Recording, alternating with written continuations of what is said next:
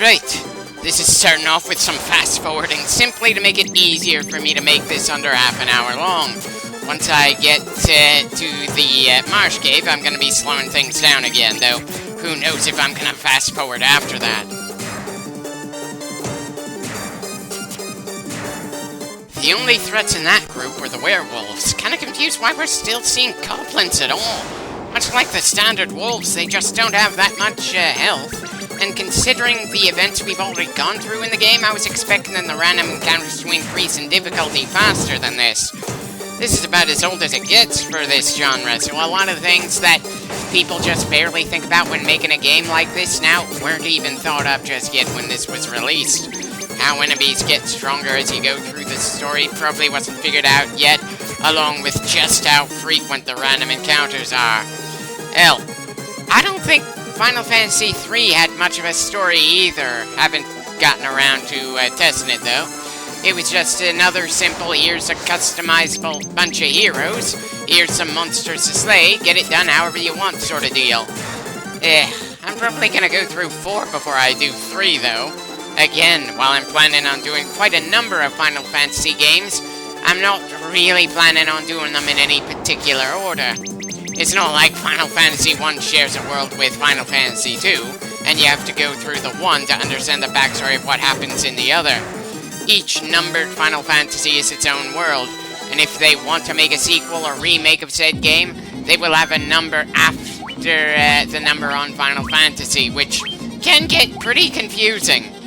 Anyway, excuse me for being annoyed that the Marsh Cave wasn't connected to a mountain. They probably should have called it a marsh pit or something.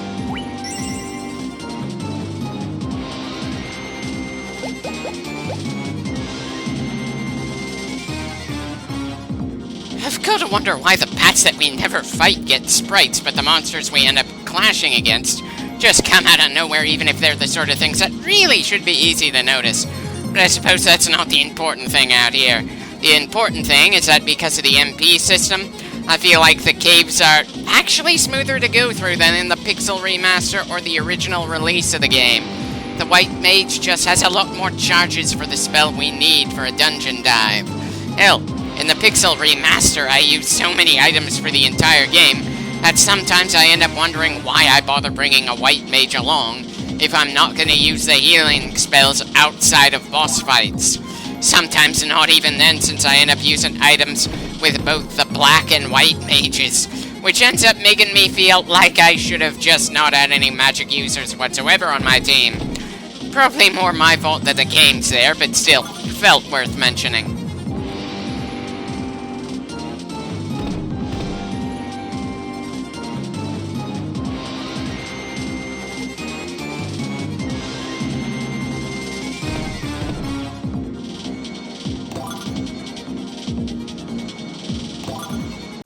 Not a lot of great things in the boxes we've been finding, that's for sure. Hell, we could have bought a broadsword instead of a battle axe at the previous town.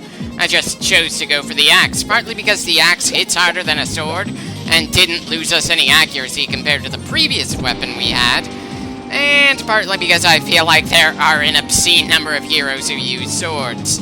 I certainly wouldn't mind some weapon variety from protagonists, but then I suppose in a lot of games I do end up choosing a sword anyway, just from sheer familiarity.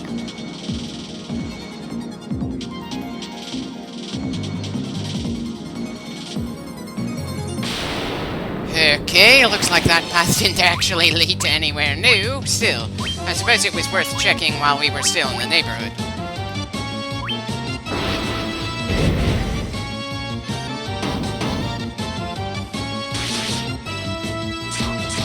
Yikes! Those gargoyles hit hard! Thankfully we can take the abuse and they can't survive just trading blows with us.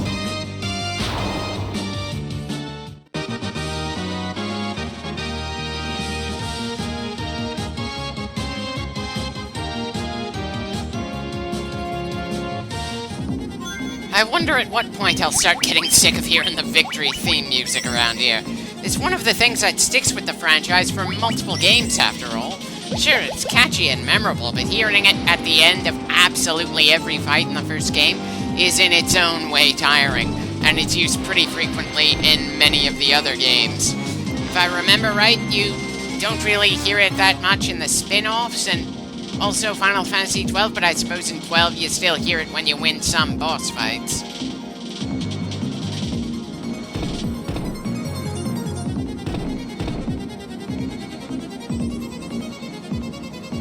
Looks like we've seen everything there is to see on this floor.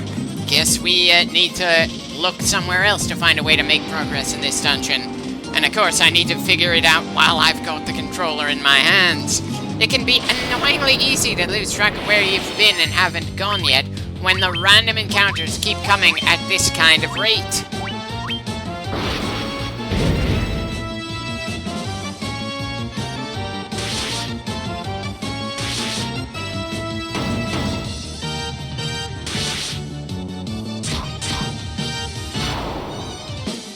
Definitely pretty worrying that the enemies are hitting us this hard, but we've got plenty of healing charges left, so we should still be good by the time we get to the boss. Assuming I don't pull back to the Elf Village before then. It's not like we have a timer for when we have to beat the boss or something. It could take us 20 minutes to get to the next story beat, or it could take 2 hours and it wouldn't make a damn difference. At most, I'd just get impatient if I took that long, but again, it just feels smoother for me to do this when the mages I've got have the MP system to work with, instead of the charge system that was only ever in Final Fantasy 1. And for some reason, the Suikoden series decided to use that for their own magic. It won't surprise me when I finally get around to working on Suikoden, how little magic I'm gonna use from game to game.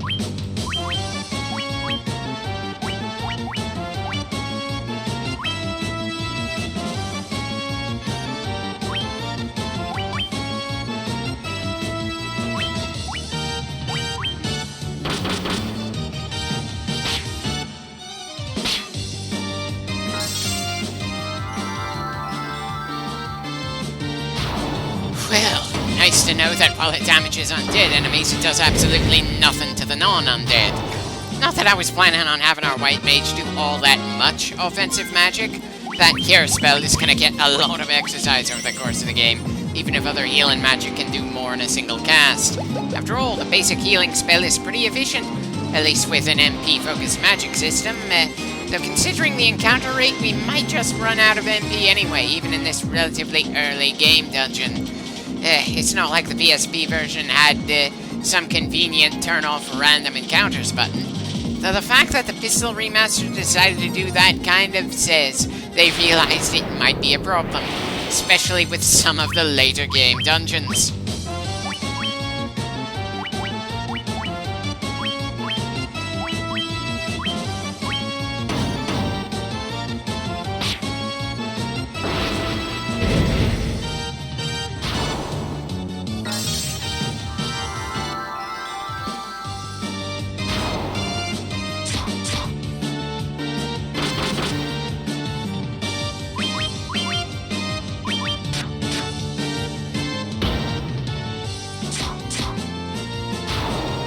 Really not much we can do when one of our characters gets paralyzed around here.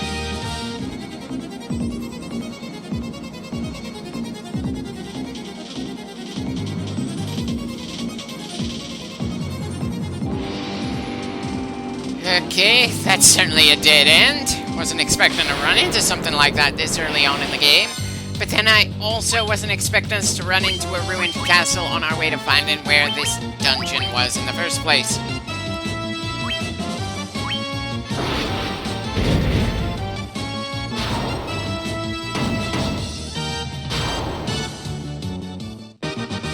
Not really a surprise that a pair of shadows didn't last long against 4 Warriors of Light. I can't really find it in me to make a joke about that, though. Hell, we've got slimes. One of the biggest early game reasons to have a black mage instead of just having 3 or 4 physical attackers. Anything that isn't a magic attack is easily held off. You might get lucky with a critical hit, but I'd rather not rely on luck if at all possible. It's not like we know how much luck we have, or how much health those slimes have.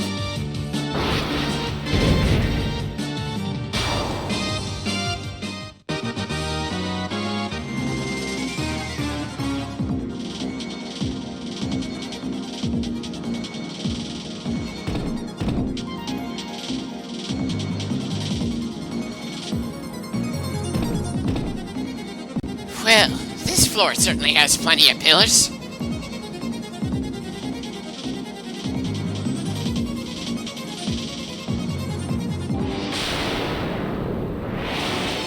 Wonderful, even more slimes, which means another reason to drain our Black Mage's MP.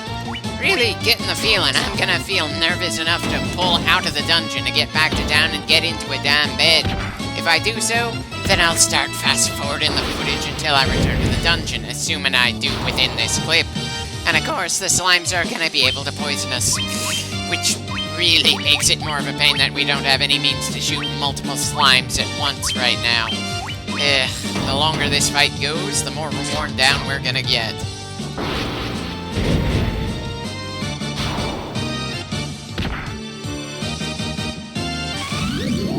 And of course, Tyson gets poisoned just as Boromir gets an antidote. Sorry there, press the wrong buttons for a moment, for more in there.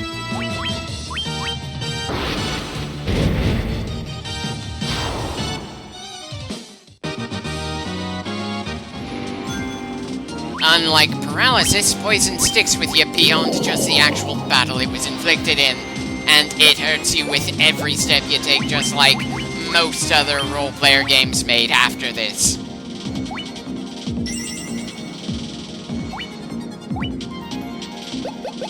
Definitely feels like Wesker is gonna run out of magical ammo before Morn does right now.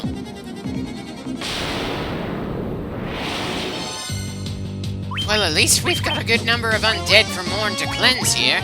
That's less annoying to deal with than the slime, since we can hit multiple of them at once.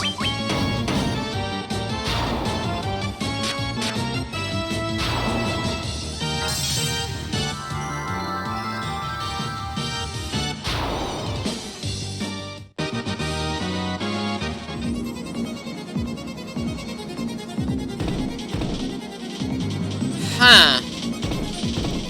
Did we already come to this room in this floor in this dungeon before? I don't remember doing so, but there's not really much other explanation for that chest already being open there. It's not like there's a whole lot of other possible reasons for chests already being opened when we get to them. It's not like there are other adventurers trying to save the world at the same time. The players' party is the only group actually actively doing things. Hold on, I'm gonna do a quick online check for an answer. Oh, you've gotta be kidding me. Apparently in some versions of this game, different chests are linked to the same item pickups. And if you find one chest that links to another, then both chests are registered as opened. Certainly an interesting quirk, especially since in some ways it feels like it discourages exploration in my opinion. But it's kind of an interesting quirk that I think is only really a thing in Final Fantasy I, and I don't think all the versions have it. Seriously, I just can't think of any other role-player game that ever pulled that particular item trick.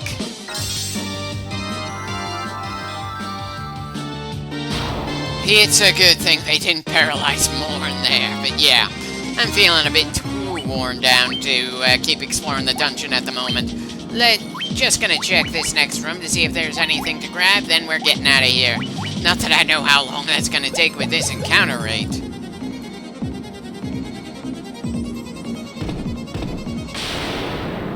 And we end up in another fight just as I see another already opened treasure chest. Bloody hell. It's a damn good thing we aren't in any actual hurry in any way, shape, or form.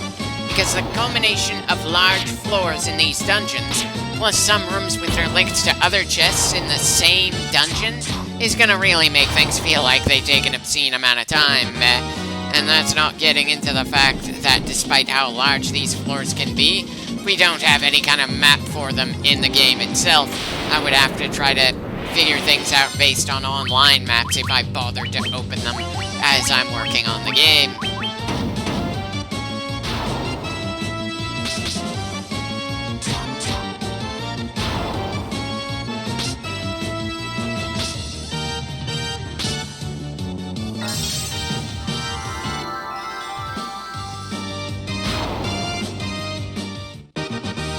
Part of me is tempted to use more cure spells or some potions, but the other is just thinking we're getting out of here anyway. If nothing else, This makes the whole Pokemon Center thing in Pokemon feel even more convenient, considering what we have to work with around here.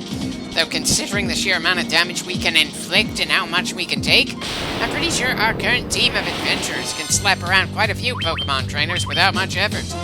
I know they're completely different franchises, and it's not like you can send out 4 Pokemon out at once in a single battle. Still, it's kind of amusing to think about how Pokemon scale to Final Fantasy protagonists, even this early on in a Final Fantasy adventure. And those Pokemon games go for a pretty damn long time. Anyway, I just checked the rest of the footage in this clip. Apparently I'm not going to be able to make it back to the dungeon and keep pushing before I hit the endpoint. Really hoping I'm going to be able to finish with the Marsh Cave in the next clip. There's, again, not really much of a story in this game, so the longer we're stuck on a story beat, the more excruciating it's going to feel for me as I'm on commentary. But it's more my fault than the game's, really.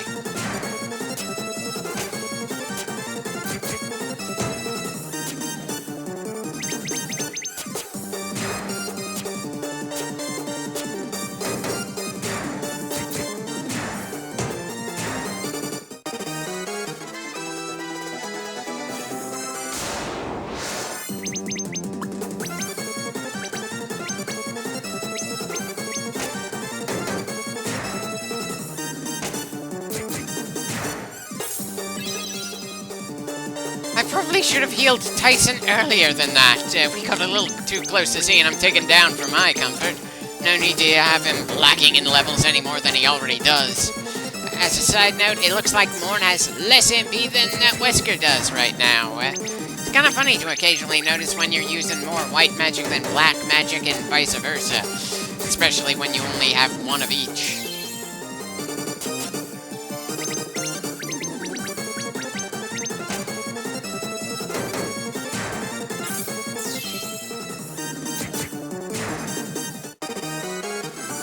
Just how many random encounters are we gonna get just trying to get back to the Elf Village?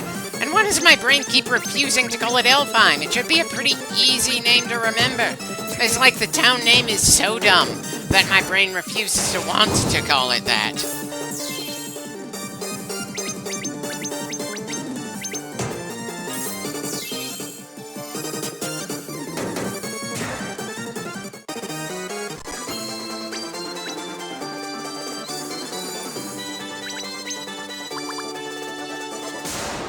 Every few steps another random encounter, and it's damn easy to lose track of where you are when it's that frequent. Really wish I could tell just how frequent it's gonna be at a given time.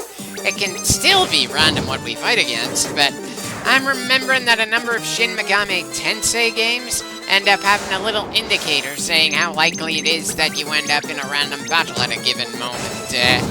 Not that any of the Final Fantasies that I can think of ever pulled that particular gimmick. It's just kind of funny to think about how many games have built off the skeleton. The main reason they decided to name this game Final Fantasy was because their company was in dire straits at the time. This game was literally the last stand of Squaresoft when it was released, and it turned out to be not only a massive hit, it became the foundation for a lot of games that other companies made later. That had to be quite the ego booster for the people involved in the project. And considering the successes for the franchise after that point, within several categories, and Final Fantasy Tactics being a massively successful spin-off, it's hard to feel much less. A 9 and 10 were also absolutely amazing in their own rights, but didn't really shake the foundations of gaming quite as much as the other titles that I mentioned. So the fact that I couldn't really feel not everything is going to be a massive hit. It's still hard not to be annoyed, though, that the franchise has been floundering for a while, since the Xbox 360/PlayStation 3 generation. And it's probably going to be hard not to feel some level of disappointment when I go through 2, 3, 5, 8, and 12 when I get around to them. They aren't bad, at least not by most measurements of horrifically bad, but they don't measure up to the high points of the series. And at the... great. Now, when I think of it that way, I might end up going through 15, even if I'm not a big fan of it. At the very least, I feel like I'd be better able to get through that game from beginning to end than 13 or 16. But again, it's probably way too early to think about doing the other Final Fantasy games just yet, or any of their spin-offs. I'm still working on the very first game.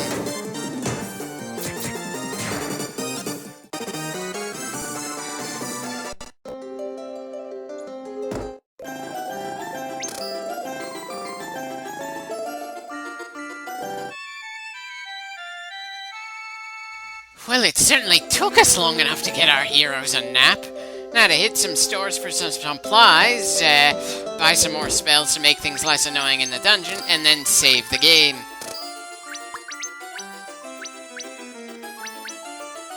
Again, really wish that the monk didn't have the visual notifications there that claim that grabbing defensive items are an improvement for him, when actually trying to equip that stuff shows the absolute opposite. I'm not even sure why the game has that issue and why it's only a thing for the hand-to-hand combatant of the team.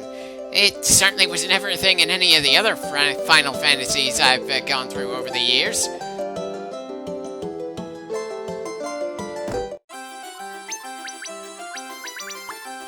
Right, Morn already has all the level 3 spells possible. Let's see if we can get Wesker some Black Mage spells on the same level.